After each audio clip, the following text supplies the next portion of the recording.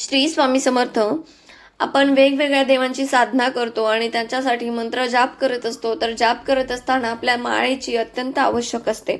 तर ती माळ कोणती असावी आणि कोणती कशी वापरावी, कोणत्या देवासाठी कोणती वापरायची असते. तर तुळशीची माळ जी असते ती भगवान विष्णू, श्रीकृष्ण, विठ्ठल किंवा राम यांच्या उपासनेसाठी वापरतो. शास्त्राप्रमाणे प्रत्येक माळेचं स्वतःचं एक वेगळं महत्त्व आहे आणि ऊर्जा आहे. तर तुळशीची माळ मन शांत ठेवते आणि मनातील सात्विक विचार वाढवते. या माळेमुळे मानसिक ताण कमी होतो आणि एकाग्रता वाढते. ही माळ जी आहे ती अत्यंत पवित्र आहे, त्यामुळे ही वापरताना मांसाहार किंवा व्यसनांपासून दूर राहणं आवश्यक आहे. दुसरी म्हणजे रुद्राक्षाची माळ. भगवान शिव, महादेव, दत्त महाराज किंवा शक्ती गणेश देव आपले म्हणजे गणपती बाप्पा किंवा शक्ती म्हणजेच देवी यांच्या उपासनेसाठी आपण ही माळ वापरतो. पण रुद्राक्ष हे ऊर्जेचं भांडार आहे. हे रक्तदाब नियंत्रित करण्यासाठी आणि हृदयाच्या आरोग्यासाठी देखील उत्तम मानलं जातं. ओम नमः शिवाय या मंत्रासाठी रुद्राक्ष माळ अगदी सर्वोत्तम आहे.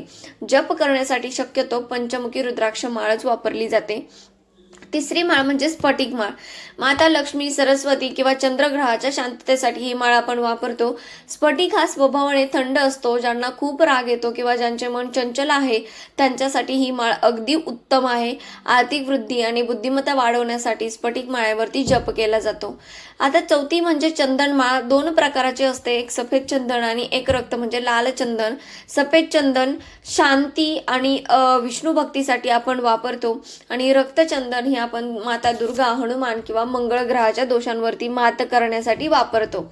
आता माळ घेताना आपल्याला या गोष्टी पडताळून पाहायच्या आहेत. जपमाळ नेहमी 108 मण्यांची असावी. त्यात एक मेरुमणी असतो जो ओलांडायचा नसतो. प्रत्येक 2 मण्यांच्या मध्ये एक छोटी गाठ असावी, जेणेकरून जप करत असताना मणी एकमेकांना घासणार नाहीत आणि माळ तुटणार नाही किंवा आपली माळ खंडित होणार नाही. माळ घेताना ती नैसर्गिकच असावी, प्लास्टिक किंवा रंगाचा वापर केलेली नसावी आणि जप करताना माळ नेहमी गोमुखी म्हणजे जप पिशवीमध्ये ठेवूनच जप करावा, जेणेकरून तिला कोणाचा स्पर्श होणार नाही आणि तुमची ऊर्जा जी आहे ती सुरक्षित राहील, त्या माळेमध्येच एकवटलेली राहील. आता जर तुम्हाला तुमच्या देवतेनुसार कोणती माळ वापरावी हे समजत नसेल तर रुद्राक्ष माळ ही सार्वत्रिक आहे, जी तुम्ही कोणत्याही सात्विक मंत्रासाठी वापरू शकता. पण एका माळेवरती एकाच देवाचा मंत्र जाप करायचा आहे. तुम्ही कोणतीही माळ वापरा, तुम्हाला एकाच देवतेचा मंत्र जाप त्याच्यावरती करायचा आहे, कारण त्याच्यामध्ये आपल्या एकाच देवतेची ऊर्जा एकवटलेली व्यवस्थितरित्या राखून ठेवायची आहे, जी आपल्या सुख समृद्धीसाठी, आरोग्यासाठी आणि आपल्या घरासाठी उत्तम आणि पवित्र ठरेल. श्री स्वामी समर्थ. श्री गुरुदेव दत्त.